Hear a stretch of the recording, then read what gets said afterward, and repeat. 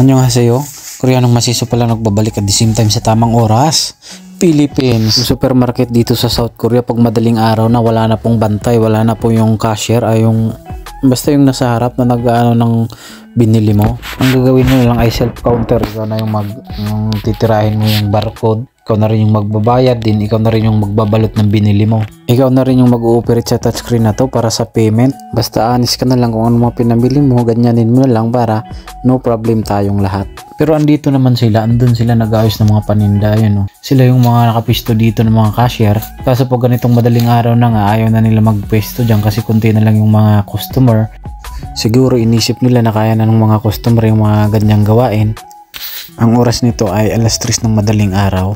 So 3 lang kami ng katrabaho ko yung customer dito kasi galing kami sa Galaan. Tapos dumaan kami sa market na to kasi daanan to pa uwi ng bahay. Nakakaamis lang kasi hindi ko na-try to sa Pilipinas. Sa Korea ko lang nasubukan. Bye bye!